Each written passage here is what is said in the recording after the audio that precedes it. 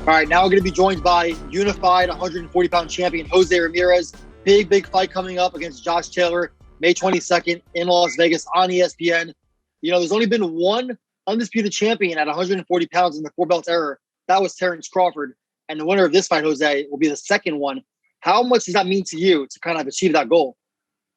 Oh, it means a lot. You know, it's like you mentioned, it's an accomplishment not too many boxers do. So, you know, and I believe I will also be the first Mexican American to ever become undisputed in any weight class in the history of boxing. So, it's a big fight. It definitely defines my legacy as you know as one of the best fighters to ever put gloves on. So, I think it's a fight that could open up the doors for me to be, to be a part of the Hall of Fame with other great fighters.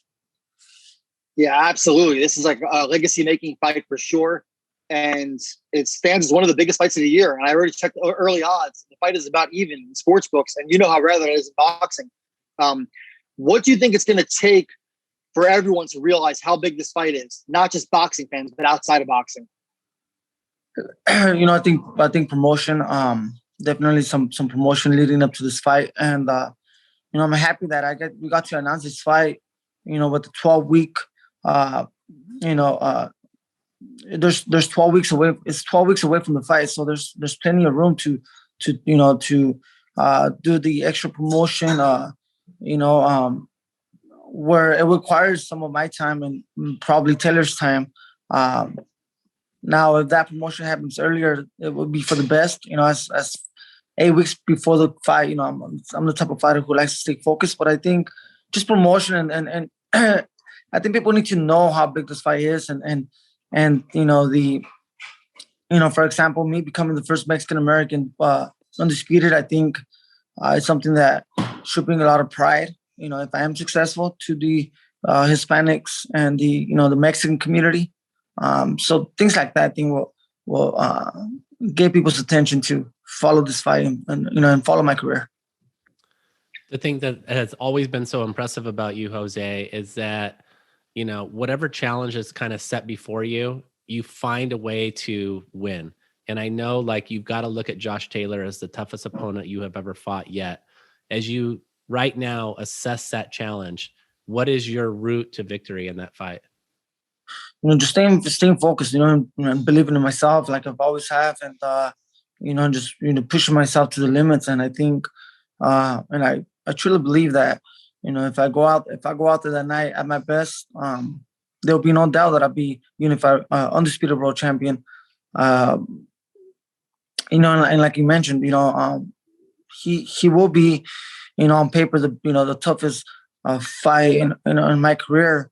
But it's just, things always change once I'm in that ring, and I feel like I've been in tough fights, definitely, but I've never been hurt. I'm always been in control. And what I mean by that is every time I step in the fight, my opponents, there's always more concern in my opponents than there is on me, even on the tough fights that I've been on. So the will, the determination, that I should provide that night, it's going to be very, very important, for me to take it to another level, take it to another pace, show my boxing skills, and really try to overwhelm Josh Taylor by showing him something different. Yeah, absolutely. I mean, we saw you do that against Hooker. That was a, sort of a similar matchup where a lot of people were saying that, this is probably going to be a fight that goes Hooker's way. Your determination and your grit really kind of like shined that evening. And I'm sure you're going to try to lean on that again. But I wanted to ask you too, because I think we all in life have to deal with some kind of criticism. And certainly as people are breaking down this fight that, like Mike said, is definitely like a 50-50 fight, maybe with more people favoring Taylor than you're going to hear some criticism about your own ability. What do you do to try to, absorb that and use that as inspiration for the fight itself? Well, I'm a very understandable person, so I also believe that there was a lot of promotion behind that tournament, that got people to believe what the to believe that Taylor has faced better competition. So I understand all that. And I could understand other ways of why people might say that. And because I understand that, I'm not worried about it. Nothing that people support Taylor on this fight. There's nothing wrong with that. I could see why on the promotion part why people might be so in Taylor's career. And I've been a guy that just kind of takes fight by fight, and and I fought a lot of times in Fresno, so I think I'm not worried about that. Like I said, I'm just very, very focused, and I'm determined, and as long as I believe in myself, and there's no I go in showing what I could show, and displaying the best of my talents, I will be successful. Yeah, I mean, you guys have definitely faced a lot of tough competition already. You're coming off a victory over Viktor Postol. It's a really crafty southpaw. Josh fought him too. Both of you guys had a tough time with him, I thought. Ivan Baranchik, Josh beat. You beat Maurice Hooker, and you also beat Cepeda. But to me, when you say competition, Josh has the best win because he beat Regis Prograis. And I think we could all agree that Regis is the best of the opponents. Not that that means he's going to beat you or anything, but I think that was the eye-opening fight for a lot of us. And I think for me, it's going to be a firefight. You like to come forward, he likes to come forward, and you're both incredibly strong fighters and really good inside fighters. Like, could you see this being a fight of the year? It could possibly be. I think it's we had a great fight between Valdez and Miguel Belcher. It's early. There's Canelo fighting in May. There's some big fights to be made, but I think as far as competition wise, I think this is the closest in competition as a 50-50 fight that could possibly be this year. Unless Crawford fights Earl Spence at the end of the year. That's the only fight I think that could match this fight as terms as being a very competitive 50-50 fight.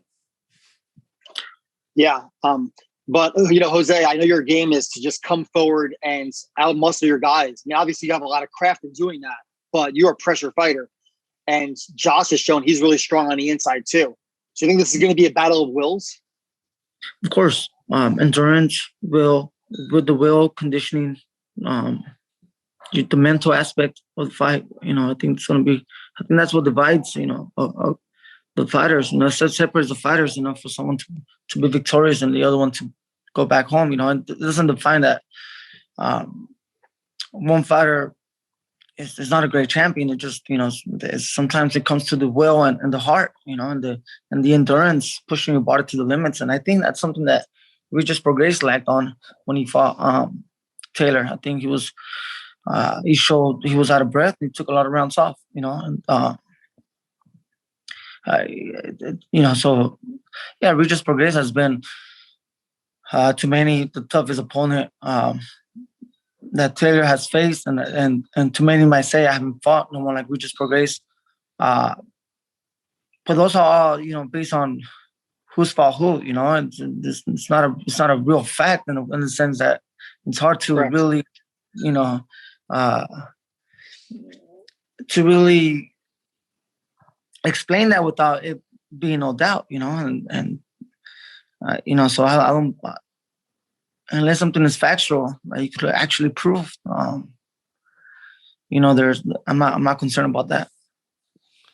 One of the things that could sway, or at least be an advantage for you, Jose, in this fight is, like you said, I mean, the interest in you standing as the first Mexican-American who stands as a fully unified champion. You're going to have this fight on U.S. soil.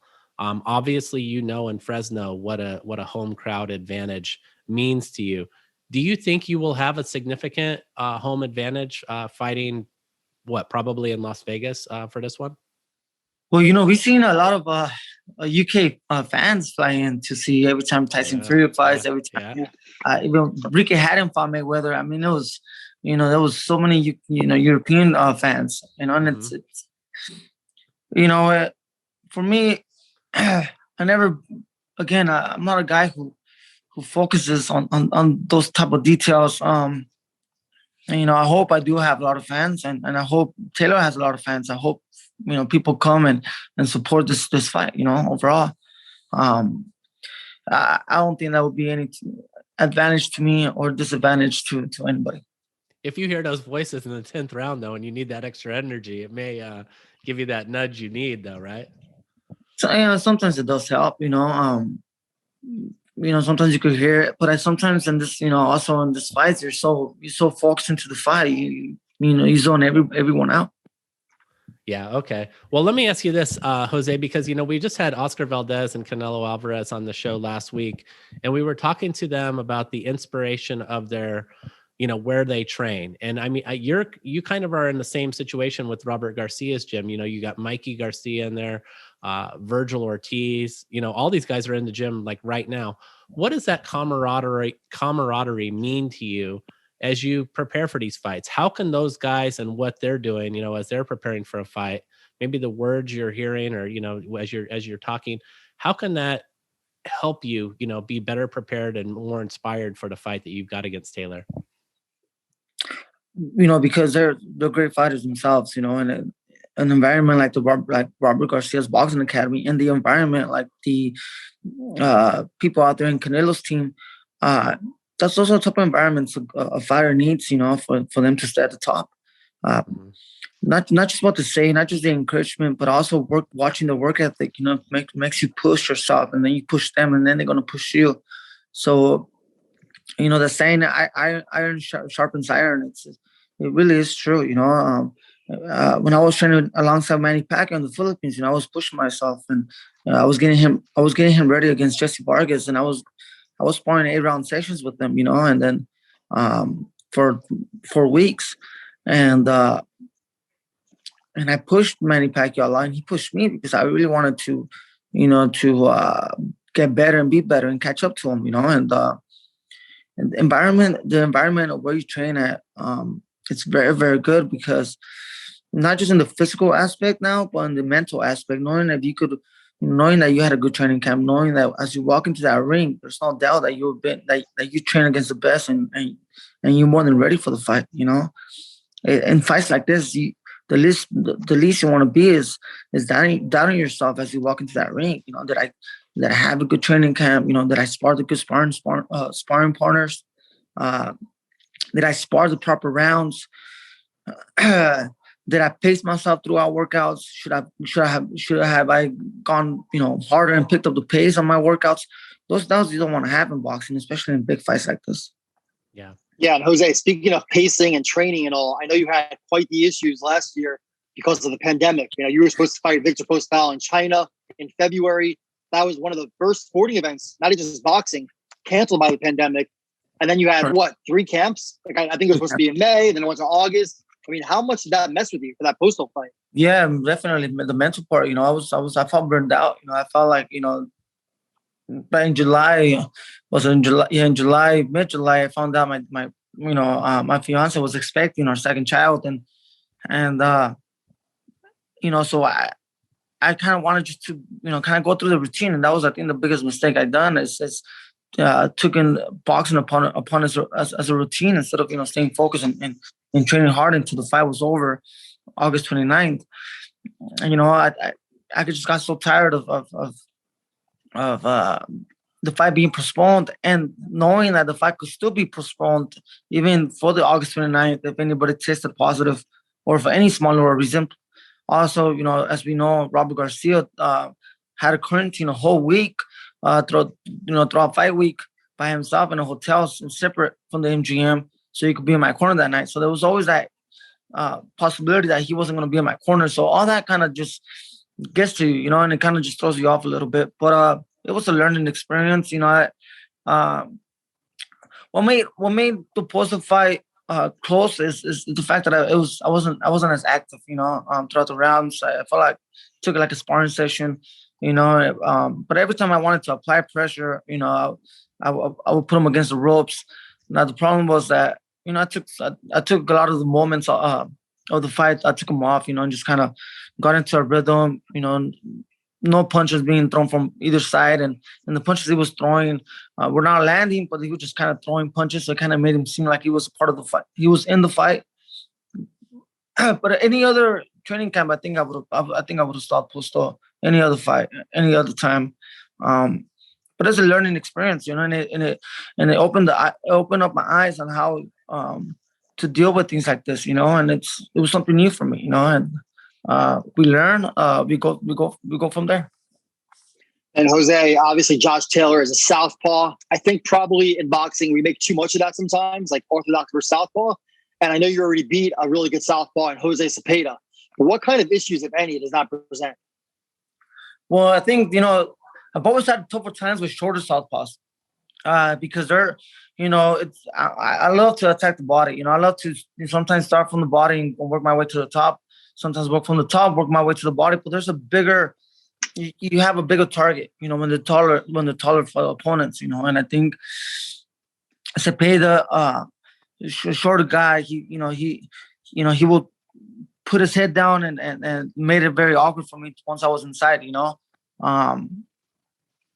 but I think, like you said, I think we make it too much sometimes in boxing about southpaws. I think, there's everyone in boxing has experienced so many southpaws, and there's more southpaws now than before.